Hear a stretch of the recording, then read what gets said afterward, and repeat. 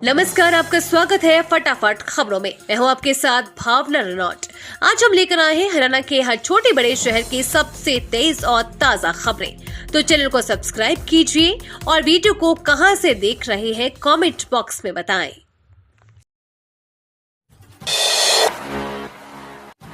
हुड्डा की घोषणा की कार ढूंढ रही सरकार, जल्द बुढ़ापा पेंशन बढ़ाने का दिया संकेत।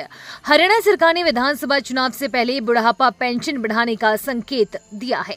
प्रदेश के सामाजिक न्याय एवं अधिकारिता राज्य मंत्री विशंबर वाल्मीकि ने पेंशन बढ़ाने के लिए मुख्यमंत्री नायब सिंह सैनी से मिलकर बातचीत करने की बात कही है। वाल्मीकि ने कहा कि भाजपा सरकार इस समय 3,000 रुपए मासिक पेंशन दे रही है। उसने अपने चुनाव घोषणा पत्र में जनता से किया वादा पूरा कर दिया है। भीषण गर्मी के बीच सरकार का आदेश, रोडवेज बसों में यात्रियों के लिए होगी पीने के पानी की व्यवस्था। हरियाणा में भीषण गर्मी को देखते हुए सरकार ने सभी रोडवेज बसों में यात्रियों के लिए पीने के पानी की व्यवस्था करने के निर्देश दिए हैं। प्रदेश में आसमान से आग बरस रही है। राज्य में औसत तापमान सामान्य से 6.7 डिग्री ज्यादा दर्ज किया गया है। जिंद का अधिकतम तापमान 40.9 डिग्री दर्ज किया गया है। इससे पहले 2014 में हिसार का अधिकतम तापमान 47.1 डिग्री रिकॉर्ड हुआ था। मौसम विभाग के पूर्वानुमान के मुताबिक 18 जून को लोगों को भीषण गर्मी का सामना करना पड़ेगा। इसके लिए मौसम विभाग की ओर से ऑरेंज अलर्ट जारी किया गया है। उसके बाद 19 व 20 जून को राज्य में प्री मानसून की गतिविधियां जारी रहेगी। भर्तियों को गति देने की तैयारी, अगले माह सुप्रीम कोर्ट में अपील करेगी हरियाणा सरकार। हरियाणा कर्मचारी चयन आयोग की ग्रुप सी और डी भर्तियों को पूरा करने के लिए हरियाणा सरकार ने तैयारियां तेज कर दी है। पंजाब एवं हरियाणा हाई कोर्ट द्वारा ग्रुप सी और डी पदों की भर्ती में सामाजिक आर्थिक मानदंड को असंवैधानिक करार दिए जाने के बाद अब हरियाणा सरकार सुप्रीम कोर्ट जाने की तैयारी में है। इसके लिए सरकार ने अपने टॉप के कानूनविदों से पूरा केस तैयार कर लिया है। संभावना है कि अगले माह सरकार सुप्रीम कोर्ट में इस फैसले के खिलाफ अपील दायर करेगी, क्योंकि अभी सुप्रीम कोर्ट की छुट्टियां चल रही हैं और 8 जुलाई से सुप्रीम कोर्ट फिर से खुलेगा। पालम विहार रोड 15 दिन रहेगी बंद। जाने गुरुग्राम से ओल्ड दिल्ली रोड की ओर जाना है तो कहां से जाए। पालम विहार रोड को पूरी तरह से बंद कर दिया गया है। 2 दिन पहले यहां पर सिविल लाइन का काम शुरू हुआ है।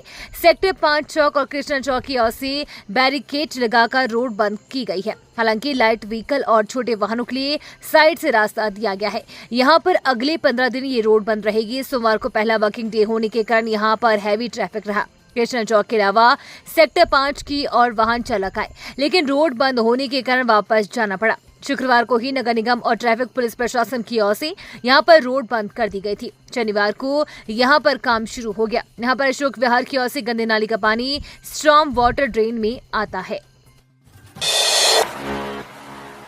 भारत में 2-3 साल की इंटर्नशिप जरूरी, विदेश से एमबीबीएस का लौटने वाले डॉक्टर्स को हरियाणा मेडिकल काउंसिल से झटका। विदेशों से एमबीबीएस की पढ़ाई करके लौटे हरियाणा के छात्रों को अब 2 से 3 साल की इंटर्नशिप करने के बाद ही डॉक्टर का दर्जा मिल सकेगा। हरियाणा सरकार ने नेशनल मेडिकल कमीशन के आदेशों को राज्य में लागू कर दिया है। हरियाणा मेडिकल काउंसिल की ओर से जारी आदेश के मुताबिक बिना 2 से 3 साल की इंटर्नशिप के विदेश से एमबीबीएस की पढ़ाई कर लौटे छात्रों को डॉक्टर नहीं माना जाएगा। हरियाणा में मेडिकल की पढ़ाई बहुत अधिक महंगी है और इसे लेकर पिछले दिनों राज्य में बड़ा आंदोलन भी हो चुका है। इसलिए हरियाणा समेत देश के विभिन्न राज्यों से छात्र एमबीबीएस की पढ़ाई करने के लिए रूस, चीन, यूक्रेन, किर्गिस्तान, फिलीपींस, जॉर्जिया और इजराइल जाते हैं। इन देशों में 3.25 लाख से 18 लाख रुपए तक भी एमबीबीएस की पढ़ाई हो जाती है, जबकि हरियाणा में औसत 15 से 20 लाख रुपए वार्षिक खर्च आता है।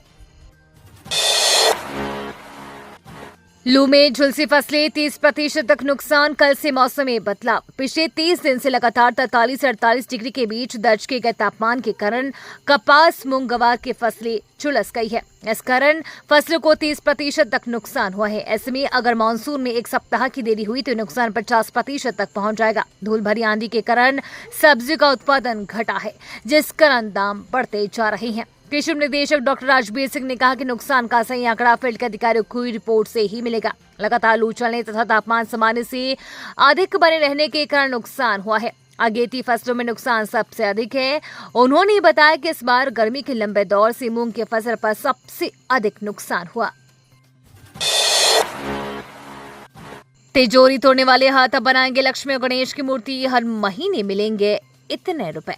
हिसार में राजगढ़ रोड स्थित सेंट्रल जेल 2 में बंद कैदी व बंदी जो तिजोरी व मकान के ताले तोड़ने के जुर्म में जेल में बंद है, अब लकड़ियों से भगवान की छोटी छोटी मूर्तियां, सजावट का सामान, विभिन्न तरह की कलाकृतियां बनाते और सिलाई कढ़ाई करते नजर आएंगे। इस काम का उन्हें मेहनताना दिया जाएगा। साथ ही इनके बनाए गए सामान को सूरजकुंड जैसे मेलों में बेचा भी जाएगा।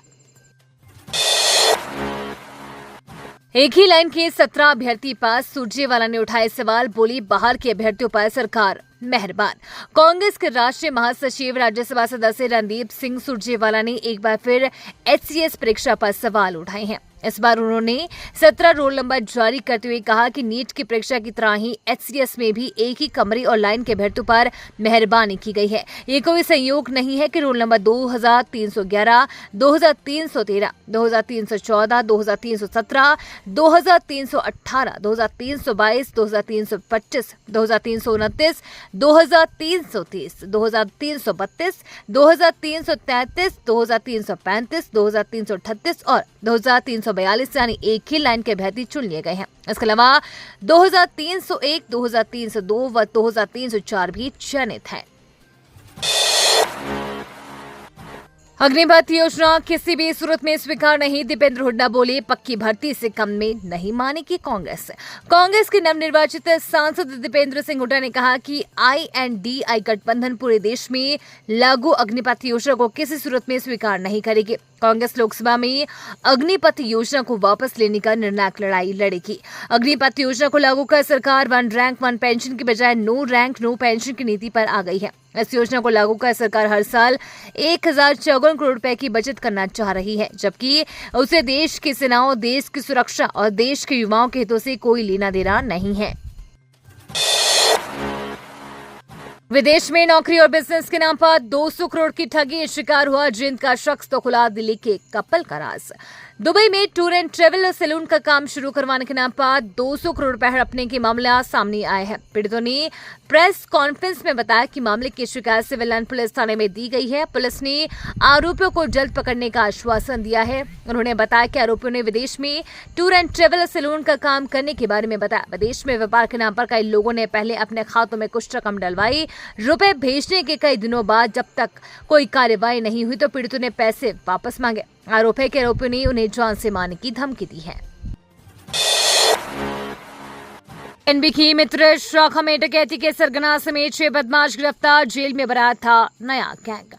हरियाणा के पानीपत में बलजीत नगर स्थित पंजाब नेशनल बैंक की मित्र शाखा में 4 लाख रुपए की डकैती की वारदात सोनीपत और पानीपत के बदमाशों ने अंजाम दी थी। 6 में से 5 आरोपियों का पहले से आपराधिक रिकॉर्ड है। गैंग का सरगना सोनीपत के पुरखास गांव का प्रशांत है। वो सोनीपत में 19 लाख की लूट का आरोपी है। डकैतों ने सोनीपत जेल में ही गैंग बनाया था और जमानत पर आकर फिर लूट और डकैती शुरू कर दी थी। गैंग के कई आरोपी हत्या के मामले में जेल में बंद थे।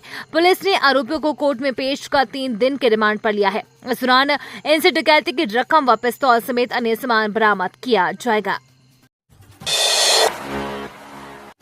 ये थी आज की फटाफट खबरें। हम मिलेंगे अगले बुलेटिन में, तब तक के लिए धन्यवाद और जय हिंद।